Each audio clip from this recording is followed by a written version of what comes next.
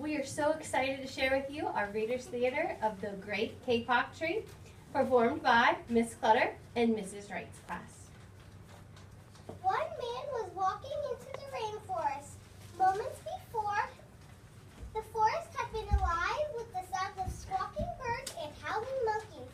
Now all was quiet as the creatures watched the man and wondered why he had come. The man stopped and pointed to a great kapok tree. Then he took the axe he carried and struck the trunk of the tree.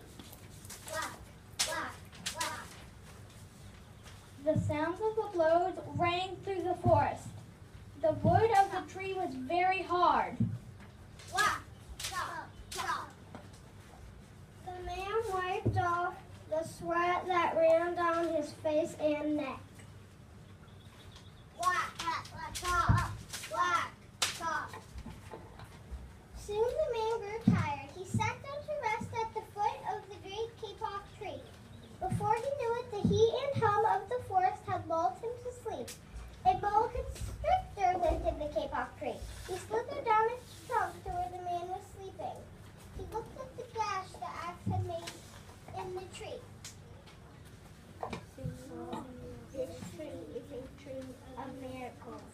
It is my home, where generations of my ancestors have lived.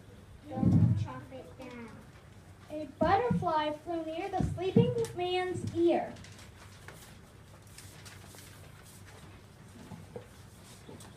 Senor, our home is in this kapok tree, and we fly from tree to tree, and flowers to flowers, collecting pollen.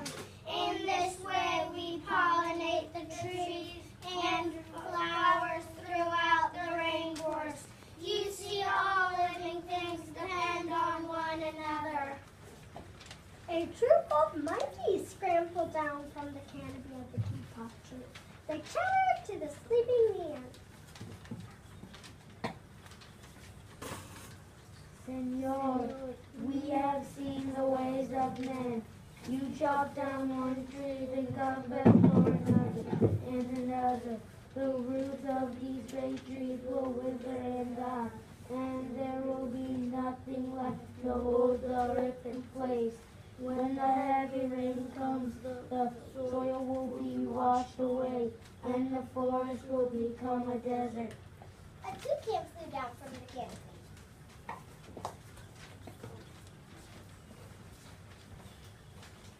Senor, you must not cut down this tree. We have flown over the rainforest and seen what happens once you cut down trees. Many people settle on the land. They set fires to clear the underbrush, and soon the forest disappears. Where once there was life and beauty, only black and snoring remains. Some bright and small tree frogs crawled along the edge of a leaf. In squeaky voices, it peeped in the man's ear.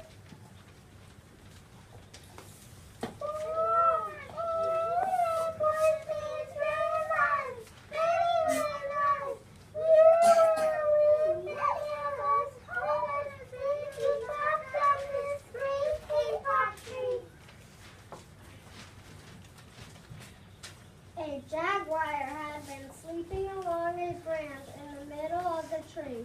Because his spotted coat blended into the damp light in the shadows of the understory, no one had noticed him. Now he leapt down and padded silently over to the sleeping man. He growled in his ear. Senor, the kapok tree is home to many birds and animals. If you cut it down, where will I find my dinner? Two tree porcupines swung down from branch to branch and whispered to the man.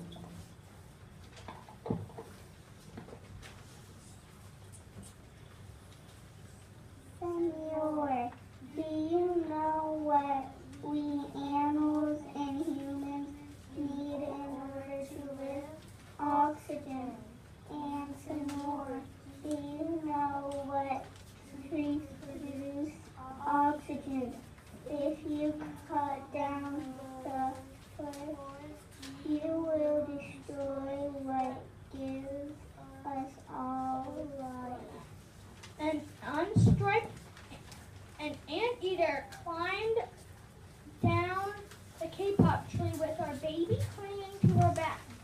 The unstriped anteater said to the sleeping man, You are chopping down this tree with no thought for the future. And surely you know that what happens today tomorrow depends upon you today. The big man tells you to chop down the beautiful tree.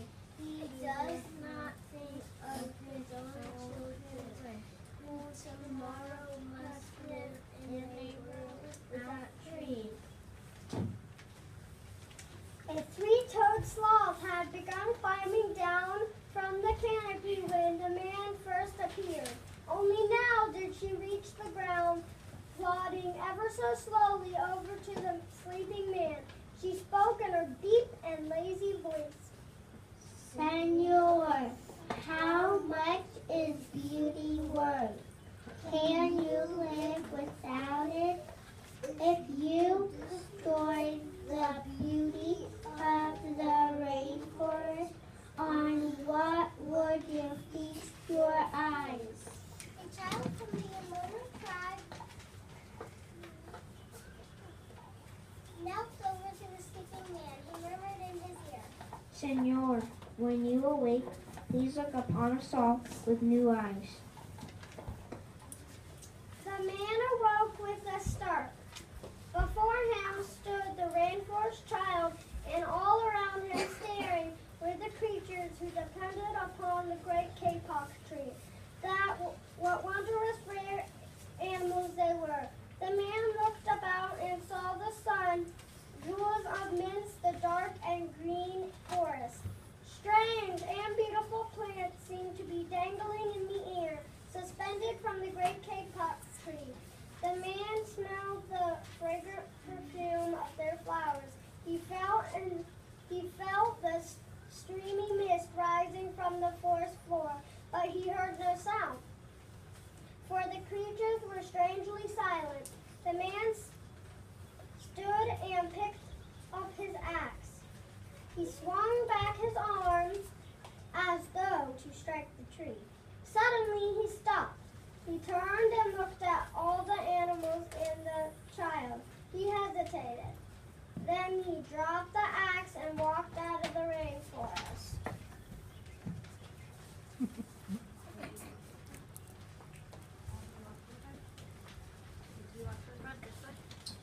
All of you on this side, one line to the front of the room.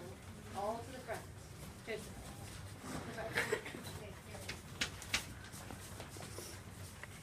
Doesn't matter where. Make another row. Keep coming in. Keep coming in. Another row. Keep coming in.